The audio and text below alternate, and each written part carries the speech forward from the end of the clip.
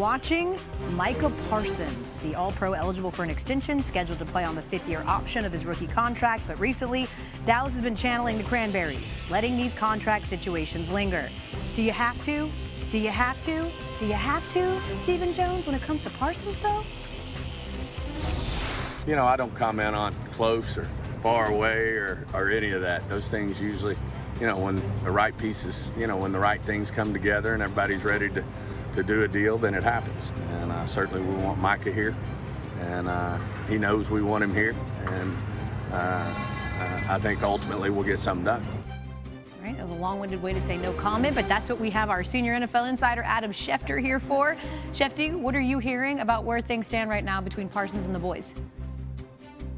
Well, the last thing that Stephen Jones said was ultimately, I think we'll get something done. I think that's the feeling across the board here from both sides, that they will get something done. But let's keep in mind, it's mid-May.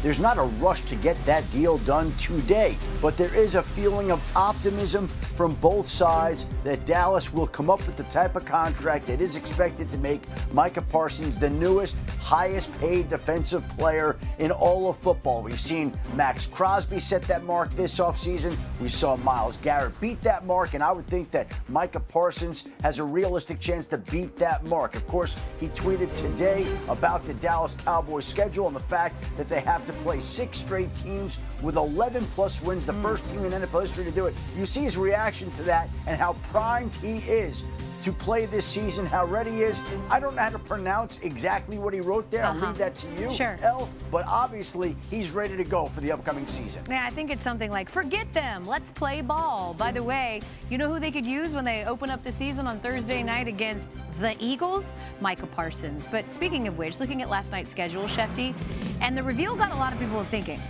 did the schedulers know that Aaron Rodgers may be going to Pittsburgh when they slotted Steelers-Jets week 1 and then Steelers-Packers week 8? NFL VP of Scheduling Mike Moore said today they had zero inside information. But again, we are still waiting. Like, what's the latest you can tell us right now on Aaron Rodgers' plans for the upcoming season?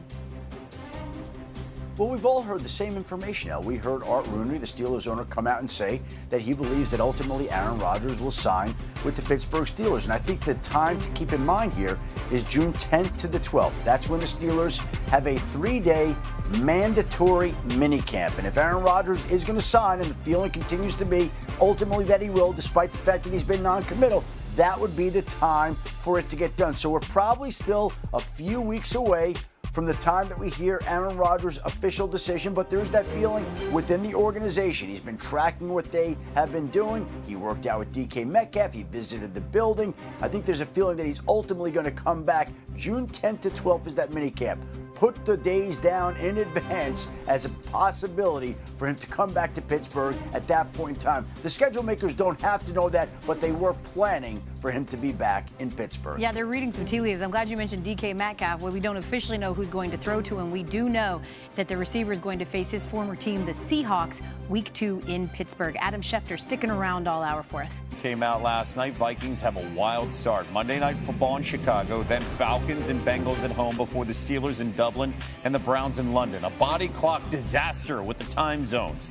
The Commanders, quite a hot ticket after having only 2 primetime games last year. They have 8 standalone games this season, 5 in primetime, plus they face Philly on a Saturday, the Dolphins in Madrid, and the Cowboys on Christmas. So who came out best and worst? The 49ers have the easiest schedule based on last year's win-loss. The NFC East and the North face each other this year and have the toughest road led by the Giants, Lions, Bears, and Eagles.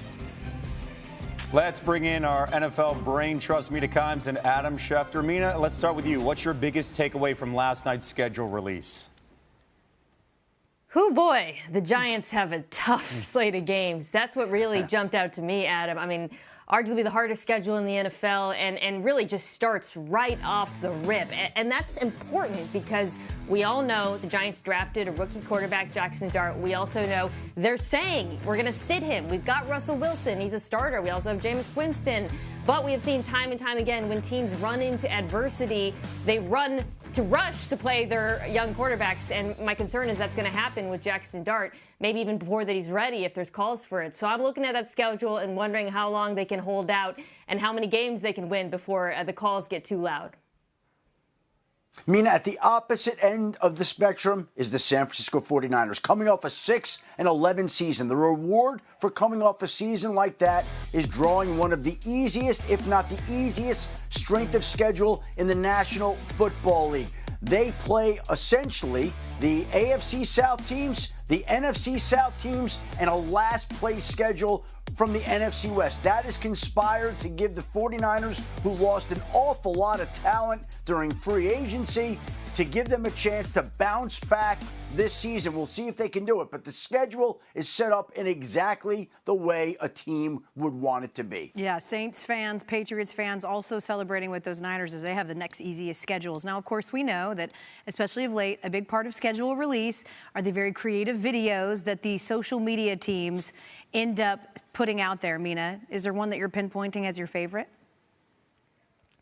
I like the Ravens one, the Severance one. Chargers are always great. But how about the Atlanta Falcons? I thought this was really cute. The Mario Kart, which is a game I grew up playing, so maybe it's a little bit catered to my generation to reveal the schedule with Bijan Robinson. They also got in little dig Bill Belichick and his girlfriend. I know you saw that part, sitting on the beach saying, don't ask him about that. And let me tell you, that was fair because Belichick and his girlfriend, they went after the Falcons. I don't know if y'all remember that. They've taken some digs. So it's only fair that the team, which of course opted not to hire Bill Belichick, gets to strike back a little bit.